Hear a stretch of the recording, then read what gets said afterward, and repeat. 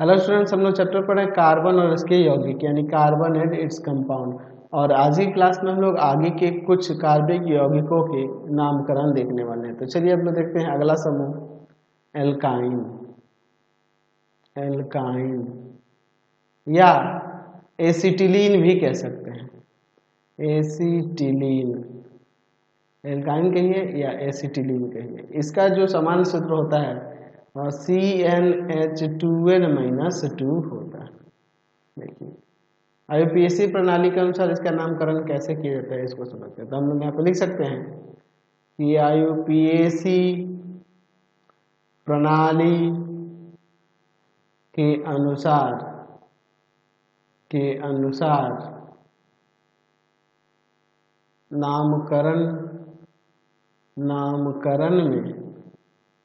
नामकरण में इनके संगत एल्केन के नाम में या के नाम से n हटाकर उसकी जगह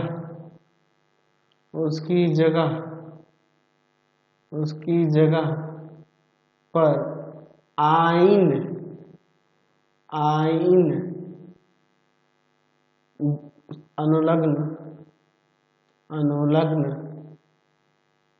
अनुलग्न जोड़ दिया जाता है।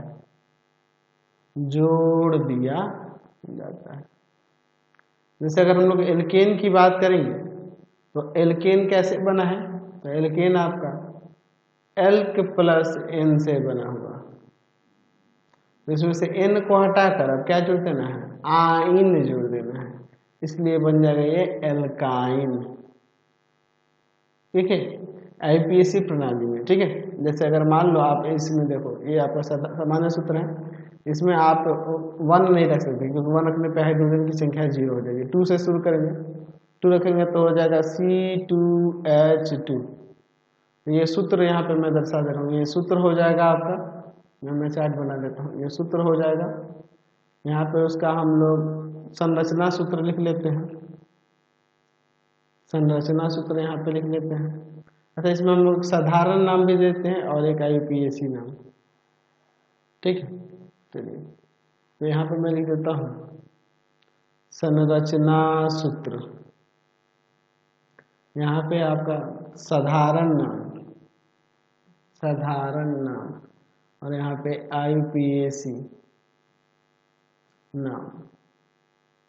देखिए अब ये तो रहा 2 रखने से, 3 रखेंगे तो C3H4 हो जाएगा। ठीक है, अच्छा अगर हम लोग 4 रख देंगे तो क्या हो जाएगा, C4H6 हो जाएगा।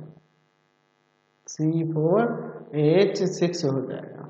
चलिए अब इसका यहाँ पर हम लोग देखते हैं। चलिए संरचना की बात करेंगे तो इसे लिख देंगे इस तरह से HC ट्रिपल बॉन्ड CH। ये भी आपका असंतृप्त हाइड्रोकार्बन है क्योंकि यहाँ सिंगल बॉन्ड है, कार्बन कार्बन के बीच में ट्रिपल बॉन्ड है। तो देखो एक इलेक्ट्रॉनों का इसके साथ साझा हुआ, 3 इलेक्ट्रॉनों का आपस में साझा किए हैं, तो ट्रिपल बॉन्ड लगेगा ना। ये देखिए तो IUPAC प्रणाली के अनुसार तो इसमें देखिए कार्बन 2 है, तो जब 2 कार्बन होता है तो एथेन होता है ना, एथेन।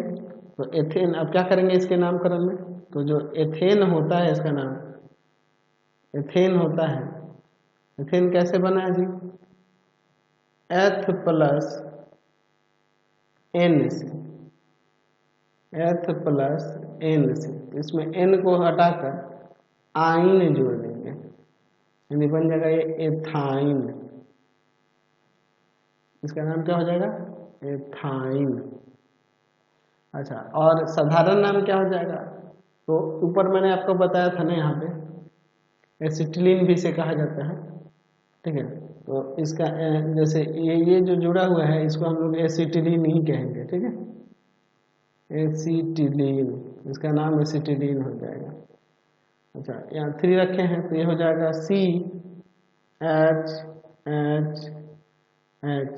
ये CH3 हो गया। अच्छा, फिर आपका यहाँ पर क्या हो जाएगा आपका, इसमें आपका यहाँ कितना बचेगा जी, तो 2 कार्बन है तो 1 कार्बन यहाँ देते हैं, फिर ट्रिपल बॉन्ड, फिर कार्बन, फिर हाइड्रोजन, तो ये आपका एसिटिलीन है, ठीक है। और इधर ये जुड़ा है तो ये क्या है, मेथिल है ना जी, तो इसका साधारण नाम हो जाएगा methyl acetylene, acetylene, methyl acetylene. और आईपैक प्रणाली के अनुसार क्या हो जाएगा, तो कार्बन यहाँ पे 3 है तो कार्बन 3 होता तो प्रोपेन कहते थे एल्केन समूह में, और ये किससे बना है, प्रोप प्लस एन से, तो इसमें से एन को हटाकर आइन जोड़ देंगे तो इसलिए बन जाएगा प्रोपाइन, इसका नाम हो जाएगा प्रोपाइन। फिर उसी तरह से यहाँ पर देखिए इसका संरचना सूत्र क्या हो जाएगा, CH CH H, 2 कार्बन हो गया और यहाँ 5 हाइड्रोजन हो गया, 1 और हाइड्रोजन बच गया, इसी तरह से ना जुड़ेगा। तो यहाँ पे देखो ये तो आपका एसिटिलीन हो गया और यहाँ 2 कार्बन है तो ये क्या हो जाएगा, एथीन ना हो जाएगा, 2 कार्बन 5 हाइड्रोजन है तो हो जाएगा आपका ethyl, ethyl acetylene, acetylene, ethyl acetylene, 2 carbon है, ठीक है। यहाँ पर ये तो आपका एसिटिलीन हो जाएगा, ये एथील हो जाएगा, 5 हाइड्रोजन है, ये एथील एसिटिलीन कहलाएगा। अच्छा, अब देखिए टोटल मिला के इसमें 4 कार्बन है तो एल्केन समूह में कहते थे, क्या कहते थे जी, ब्यूटेन कहते थे, ब्यूटेन कहते थे ना, ब्यूटेन कहते थे। तो किससे किससे बना है, ब्यूट प्लस एन से, तो एन को हटाकर वहां आइन जोड़ देंगे, यानी ये बन जाएगा ब्यूटाइन, ब्यूटाइन, इसको क्या कहेंगे, ब्यूटाइन। इसे हम लोग 1 ब्यूटाइन भी कह सकते हैं, इसे हम लोग 1 ब्यूटाइन कह सकते हैं। देखो इसको अगर हम लोग इसको चाहें तो ऐसे लिखें, CH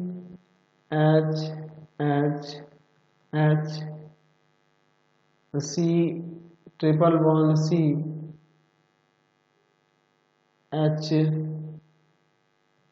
4 कार्बन है ना, या ऐसे ना देकर, इधर ना देकर, फिर यहाँ पर सिंगल बॉन्ड देकर CH इस तरह से मिल सकता है। तो देखो ये अब यहाँ पे ये जो यहाँ फर्स्ट नंबर पे लग रहा था, यहाँ सेकेंड नंबर पे लग रहा है, यहाँ पर है ट्रिपल बॉन्ड, ठीक है। तो इसे क्या कहेंगे, टू ब्यूटाइन, 2 ब्यूटाइन। अगर इस तरह से संरचना इसका कर देंगे इसका, तो इसका नाम हो जाएगा 2 ब्यूटाइन, ब्यूटाइन नहीं होगा लेकिन 2 ब्यूटाइन कहेंगे, ब्यूटाइन, ये आपका 2 ब्यूटाइन, क्योंकि यहाँ ट्रिपल बॉन्ड जो देख रहे हैं यहाँ सेकंड नंबर पे लग रहा है तो इसे हम लोग 2 ब्यूटाइन कहेंगे। और साधारण नाम में ये हो जाएगा, ये देखो यहाँ पर देखो ये आपका एसिटिलीन के लिए, और ये देखो इधर क्या है, मेथिल है, इधर क्या है, मेथिल है, तो डाई मेथिल एसिटिलीन हो जाएगा। अगर साधारण नाम की बात करें तो इसका क्या हो जाएगा, dimethyl acetylene, acetylene, dimethyl acetylene, समझ गए। और एपेक नंबर 2 ब्यूटाइन हो जाएगा। चलिए अगला देखते हैं, एरोमेटिक यौगिक, एरोमेटिक यौगिक, एरोमेटिक यौगिक, एरोमेटिक यौगिक हम लोग बेंजीन को कहते हैं, हम लोग लिख सकते हैं, तो यहाँ पे लिख सकते हैं कि बेंजीन के सदृश यौगिकों को एरोमेटिक यौगिक कहा जाता है, यौगिक कहा जाता है, ठीक है। देखिए बेंजीन जो है ना, इसका अगर मैं सूत्र की बात करूं तो बेंजीन का जो सूत्र होता है C6H6 होता है। तो चलिए अब हम लोग इसका संरचना सूत्र बनाकर देखते हैं कैसा होता है इसका संरचना सूत्र। ध्यान से देखिएगा, बहुत ही अच्छे से समझना होगा आपको। 6 कार्बन है, 6 हाइड्रोजन है, 2 3 4 5 और एक मैं यहाँ नीचे देता हूँ। 6 कार्बन हो गए और 6 गो हाइड्रोजन है, 3 4 5 और एक नीचे यहाँ देता हूँ 6। ध्यान से देखिएगा, हाइड्रोजन के बातम कक्षा पे एक इलेक्ट्रॉन, एक इलेक्ट्रॉन, एक इलेक्ट्रॉन, एक इलेक्ट्रॉन, एक इलेक्ट्रॉन।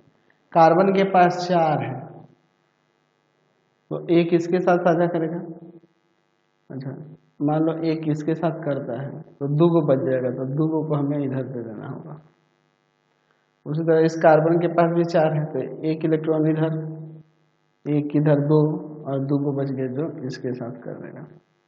इस कार्बन के पास भी 4 है बातम कक्षा पे, तो एक इलेक्ट्रॉन इधर, 2 इलेक्ट्रॉन इसके साथ साझे होंगे, एक बच गया जो इधर।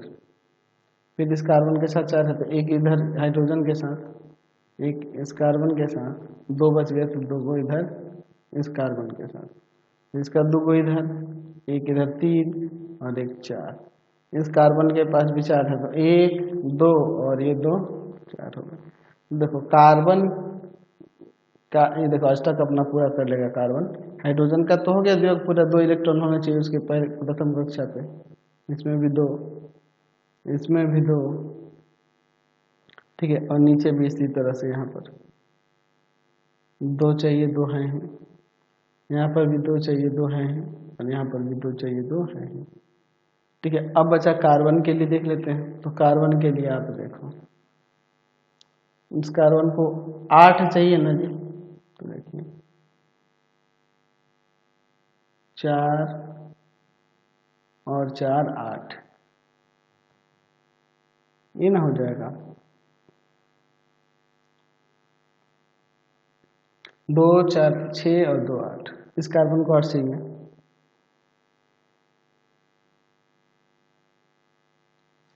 इस कार्बन को 8 चाहिए। अष्टक पूरा करने के लिए आपको इसके 8 इलेक्ट्रॉन होने चाहिए, तो फिर इसको भी 8 चाहिए, इस कार्बन को भी 8 चाहिए, इस कार्बन को भी 8 चाहिए। तो हम लोग देख रहे हैं सबका अष्टक पूरा हो जा रहा है और हाइड्रोजन का द्वितीयक भी पूरा हो जा रहा है। तो किस तरह से दिखाएंगे, हाइड्रोजन कार्बन इधर 2 जोड़े इलेक्ट्रॉनों का साझा हुआ है, साझा हुआ है, तो क्या हो गया, डबल बॉन्ड लगेगा, सी एच, फिर सिंगल बॉन्ड, इधर भी देखिए सिंगल बॉन्ड सी एच, फिर यहाँ डबल बॉन्ड हो जाएगा, फिर आपका सी एच, फिर आपका सिंगल बॉन्ड हो जाएगा, ठीक है, कार्बन, यहाँ पे हम लोग देते हैं कार्बन, फिर यहाँ पे डबल बॉन्ड हो जाएगा, यहाँ हाइड्रोजन है, यहाँ पे भी हाइड्रोजन है। तो यही बेंजीन का संरचना सूत्र हो जाएगा। इसे आप चाहो तो इस तरह से भी दर्शा सकते हो, ठीक है, किस तरह से दर्शा सकते हैं, यहाँ पर नीचे इस तरह से भी दर्शा सकते हैं, ठीक है, यहाँ पर दर्शा दो, ये डबल बॉन्ड हो गया, यहाँ पर डबल बॉन्ड हो गया एक एक छोड़कर, और फिर यहाँ पर डबल बॉन्ड हो गया। तो हम लोग इसमें क्या देख रहे हैं कि बेंजीन के अणुसूत्र में हमें क्या देख रहे हैं कि 6 कार्बन के परमाणु हैं जो एक चक्रीय संरचना के रूप में है, जिसमें एक डबल बॉन्ड है तो दूसरा सिंगल बॉन्ड, फिर double bond single bond, double bond single bond, इसी तरह से ये क्रम चल रहा है। समझ गए? चलिए अगला देखते हैं एल्कोहल। अगला हम लोग देखते हैं समूह एल्कोहल, ठीक है। चलिए एल्कोहल के सामान्य सूत्र की बात करेंगे तो होता है CnH2n+1OH, ठीक है, यही इसका सामान्य सूत्र होता है। तो इसके साधारण प्रणाली और IUPAC प्रणाली दोनों को देखने वाले हैं। तो हम लोग इसमें पहले साधारण प्रणाली के बारे में बात कर लेते हैं। तो हम लोग देख सकते हैं कि साधारण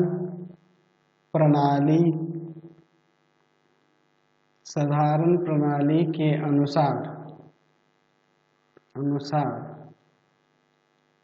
अल्कोहल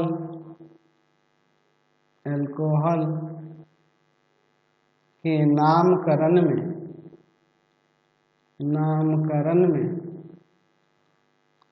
अल्कोहल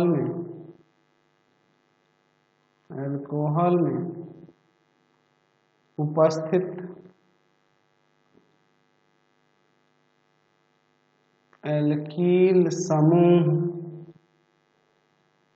के नाम में अल्कोहल शब्द जोड़ दिए जाते हैं। ठीक है, किस तरह से होता है देखिए, मैं यहाँ पर जैसे लिख रहा हूँ, जैसे इसमें 1 रखूंगा तो क्या आ जाएगा CH3OH।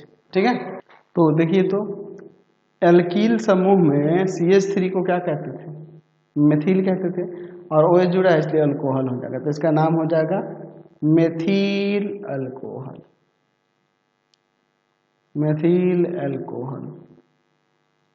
ठीक है, अगर आप यहाँ लिखते हैं C2H5OH, मैंने इसमें अब 2 रख दिया, तो ये क्या हो जाएगा, C2H5 को हम लोग क्या कहते थे, एथिल ना, इसका नाम हो जाएगा एथिल अल्कोहल।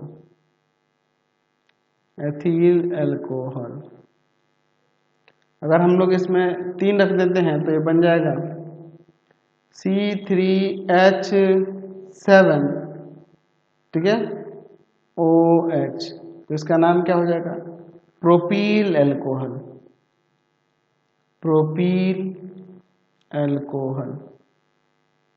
ठीक है, चलिए अब इसके बाद देखते हैं। तो ये तो साधारण प्रणाली हुई। IUPAC प्रणाली, IUPAC प्रणाली के अनुसार क्या होता है, तो हम लोग लिख सकते हैं यहाँ पे कि IUPAC प्रणाली के अनुसार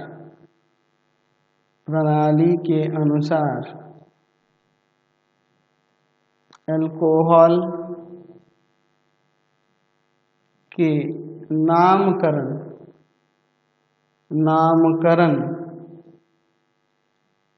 अल्कोहल के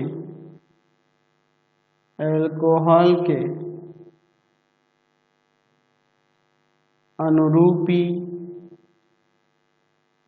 एल्केन या संगत एल्केन के नाम में ऑल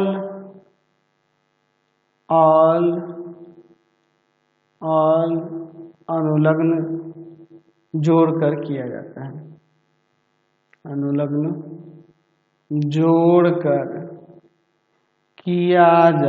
है। तो किस तरह से इसका नामकरण किया जाता है, किस तरह से, जैसे मान लो यहाँ पर CH3OH ही है, तो आपको क्या करना है, तो आप देख रहे हैं कि यहाँ पे कैसे किया जा रहा है, तो एल्केन में ऑल जोड़ दिया जा रहा है, तो बन जा रहा है ये एल्केनॉल। तो उसी तरह से यहाँ पे CH एक कार्बन है, तो एक कार्बन है तो उसको कहते हैं मेथेन में आप क्या जोड़ देंगे, मेथेन में ऑल जोड़ देंगे, तो ये बन जाएगा आपका मेथेनॉल। इसका नाम हो जाएगा मेथेनॉल। ठीक है, अब जैसे 2 कार्बन रखेंगे तो ये हो जाएगा C2H5OH। तो इसका नामकरण कैसे कहेंगे IUPAC प्रणाली के अनुसार, तो देखिए इसमें क्या है, 2 कार्बन है, तो 2 कार्बन होता है तो एल्केन समूह में कहते हैं एथेन, और इसी में ऑल जोड़ देंगे तो क्या बन जाएगा ये एथेनॉल। तो इसका नाम क्या हो जाएगा एथेनॉल। नॉल। अच्छा 3 करेंगे तो C3H7OH हो जाएगा। तो 3 कार्बन है तो प्रोपेन होता है, तो प्रोपेन में ऑल जोड़ देंगे, प्रोपेन में ऑल जोड़ देंगे तो यहाँ से बन जाएगा प्रोपेनॉल। क्या हो जाएगा? प्रोपेनॉल। समझ गए? तो इसी तरह से इसमें नामकरण किया जाता है। तो हमें साधारण प्रणाली भी पता चल गई, आईपीएसी प्रणाली पता चल गई। अच्छा अगर इसकी संरचना करनी हो तो इसी तरह से हो जाएगा। मान लो हमें CH3OH का संरचना सूत्र लिखना है इस तरह से, तो C सिंगल बॉन्ड यहाँ पे आएंगे, OH इस तरह से हो जाएगा। समझे ना? चलिए अगर मान लो C2H5OH है, इसमें 2 कार्बन है, हाइड्रोजन आपके 6 हो जाएगा, तो 5 को यहाँ हो जाएंगे, फिर सिंगल बॉन्ड देके O और फिर H। तो इस तरह से हम लोग इसका क्या कर सकते हैं? संरचना सूत्र लिख सकते हैं। समझ गए? तो कोई दिक्कत नहीं है इसमें। अच्छा कोई लंबी श्रृंखला दे दे, जैसे मान लो आपका दे दे CH3 CH2 CH2 CH2 OH इस तरह से। तो जब इस तरह की श्रृंखला दी हुई ना, तो इसका नामकरण में हम लोग 1 2 3 4 इसी तरह से रखेंगे।